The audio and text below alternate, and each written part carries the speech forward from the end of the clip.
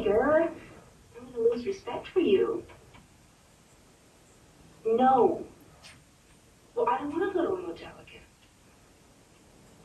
I want you right here in my own little bed. It's more exciting to me that way. No. No, I'm not going to talk like that on the phone. You just get over here and I'll whisper things in your pearly little ear that'll make your hair stand up. You get here. Or else. Boogie man coming round the bend. Is Boogie man. Is Boogie man. Tribute. Greetings, my fellow Fright Fiends. Thanks so much for stopping by the Horror Zone channel. I hope everyone's doing well.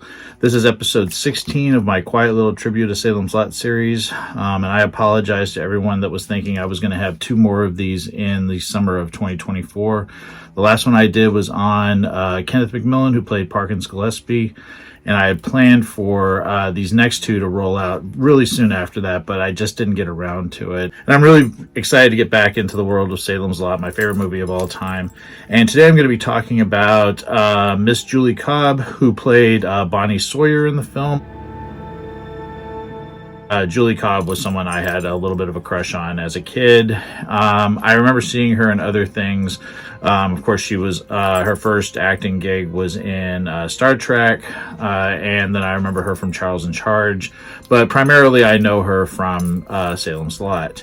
And my good buddy Danny Evans, who runs the site Everything 101. Danny had the honor of interviewing Julie back in the summer of 2022. It is my distinct honor and privilege to welcome Miss Julie Cobb. Julie, thank you so much for hanging out with me. This is amazing.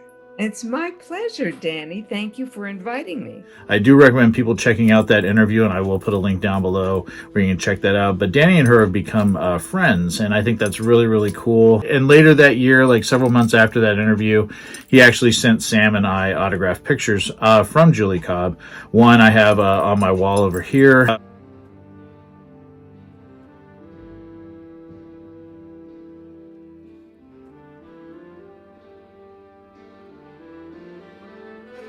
And aside from the vampire scenes, I think she has some of the most intense moments in the film, especially because, you know, she's fooling around on Cully, who's played by the very intimidating George Senza. I love that actor, and I also love Fred Willard, the late great Fred Willard, who played Larry Crockett. But the scenes between the 3 of them when they are confronted by Cully in Cully and Bonnie's bedroom. He broke in. He tried to rape me. He was. He broke in. A rapist. Cully! Cully! Get up. Cully! Shut up! I'm not going to jail for killing a man who raped my wife. That is what he did, is it, honey? Yes! No! Yes. She invited me, I swear! Cully, no! Yes! No!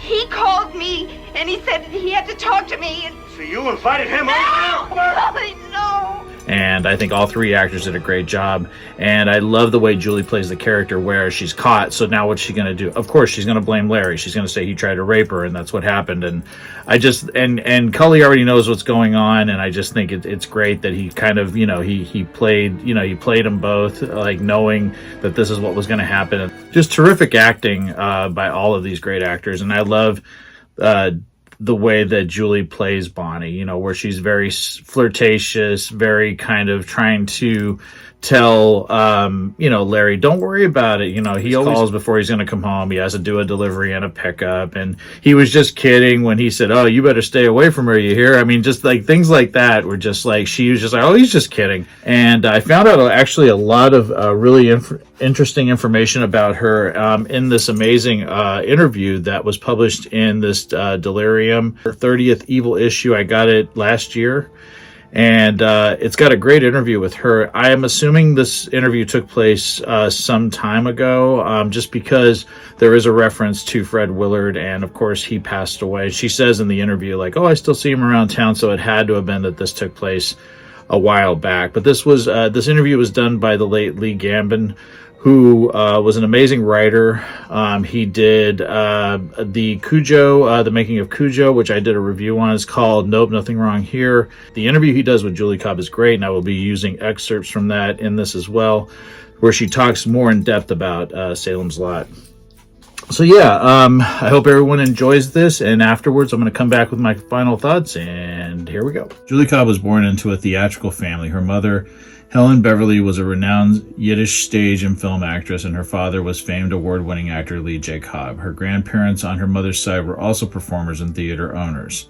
Involved in theater at Beverly Hills High School and with classmates Richard Dreyfuss and Albert Brooks, among others. She followed her pursuit to San Francisco State University. She left college to begin working in Los Angeles. She has appeared in over 70 television programs in her over 40-year career, and had recurring roles on Knots Landing, Hearts of Fire, Magnum P.I., Family Ties, and Judging Amy.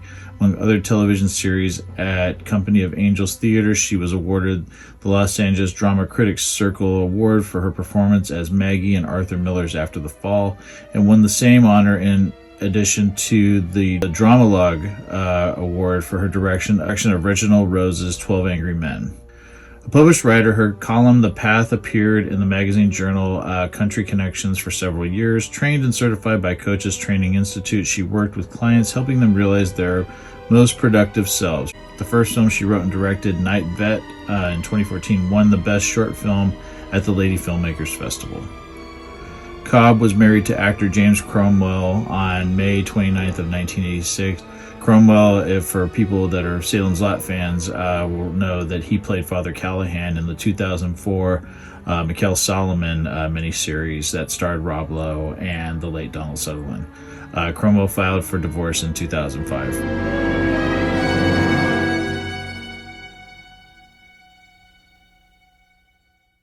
Some of the interview questions were like, had she read the novel before landing the part of Bonnie Sawyer? And she said, no, I still haven't read it. I regret to tell you, but I have to say that the miniseries is most definitely one of the best ever made.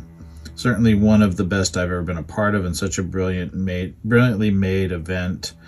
It was quite amazing when we were at the screening. You see it, it's all shot out of sequence, and then you see it all cut together. And she said everybody was totally terrified by it. In the novel, the character of Bonnie is having an affair with a 22-year-old telephone company worker named Corey Bryant. In the movie, that was changed to Bonnie sleeping with Larry Crockett, her boss at the real estate firm. And the question that Lee poses is, what were your thoughts about this aspect of the character? And she responds with, her nickname is Boom Boom Bonnie. She's a good time girl, and I very much doubt this was her first foray into sleeping around. That is how she presents herself. She does whatever feels good. I have no thoughts at the time of political correctness. That was her character. She was so much fun to play because that role and several others that came around in that period of my career were very different from what I had been playing. They ask about working with Fred Willard, who played Larry Crockett, and George Zunza, who played Bonnie's husband, Cully. She said they were both wonderful talents. It was a fabulous cast all around, but Fred and George were very different. I still see Fred around town. I said he is a very successful comedian, but also a very good underplayer. And that he did all his scenes straight-faced in Salem's Lot, and it played just under the surface, so it had this tension. I don't know if he considered himself a serious actor, but it doesn't matter because what he does and what he did in Salem's Lot is brilliant. George, on the other hand, took himself very seriously as an actor, and he was also very good. He was the real deal. Lee goes on to say, Salem's Lot boasts an incredible golden age talents such as Mary Windsor, Lou Ayres, Elijah Cook Jr., and of course James Mason. Although you don't share scenes with these actors, do you remember them fondly? Do you have any stories about them? Julie responds with, although I didn't have scenes with them, I was always around them when James Mason was working. James was simply terminally charming, the most erudite, cultured, sophisticated, handsome, elegant, and graceful man, and a wonderful actor. My goodness, it was beautiful to be around him. She said Bonnie Bedelia was very intense. She was a serious and committed and brilliant actress, and even though, once again, I didn't share any scenes with her, I got to watch her work, and she was truly dedicated to this piece. She was incredible to watch. David Soul was good, but it was because Tobe Hooper was such a great director. One of the fondest memories of Salem's Lot was the fact that everyone Tobe directed was completely committed. We all knew what we wanted. He simply brought out the best in all these actors. Jeffrey Lewis and I worked years later, and I loved him. I miss him dearly. He was just terrific. And with regards to Tobe Hooper, she said Salem's Lot came before his real status as a horror movie director, so I didn't come into it from the perspective of this man is a horror legend and made something as important as the Texas Chainsaw Massacre. I just thought he was incredibly smart, easygoing, had a great sense of humor, was an amazingly attractive guy, and was so good with actors. I trusted him. And in those scenes where I was walloped by my husband and caught in bed with Fred Willard, I felt exposed, and he nurtured me and worked me through it. I sadly never worked with him again. I probably only ever saw him at the screening. I loved him a lot. And with regards to Bonnie's look, the question was posed, did she have any say in how Bonnie dressed or anything like that? And she said, no, I didn't. I was so shy and self-conscious about the way I would look in those hot pants and tight tops because I was normally more modest. So high heels and tight shorts were not me. It wasn't that I was worried about it, but it was not the real me. The beauty of acting, though, you get to take on a character and do things and wear things that you normally wouldn't. So in many ways, it was very freeing playing Bonnie. Also, my natural hair color was very, very dark, brunette, almost black. So they lightened my hair and I was willing to have them bleach it, and they did. I never asked for a wig, and it was all part of the fun of playing Bonnie. The next question that's posed is, what was it like shooting the scene where Cully catches you and Larry in bed? Julie Cobb responds with, I remember we were clothed and Toby Hooper didn't want Fred and I to be too kissy with each other. What made it scary was George. He was terrifying. When he burst in with the shotgun, he was scary, and I went in there with a total history of Bonnie's character and that she would be the type of lady who wouldn't have that be the first time she copped a black eye. And the final question is, why do you feel Salem's Lot holds such a special place in people's hearts? What is it about the piece that you think has given it such a lasting legacy? And Julie responds with, I think a lot of that has to go back to Stephen King. If something is so brilliantly executed and wonderfully directed, and the director has the right actors and the right roles, and the means and the budget and the studio support, then it will be great. But look at Stephen King as a writer. What he is able to do is bring these very real characters to life and then have this horror come in and ruin them. There is something so profoundly effective in the way he creates these people and this small town and sets up these vividly scary situations. It has to be real. It's not just simple shock value, and that doesn't get old. Talking about it gives me chills. If it is grounded in reality, then the horror is more palpable. King and Toby Hooper knew what they were doing. There was nothing over the top or sensational about it. Suddenly, you're in a world where, holy shit, this is happening.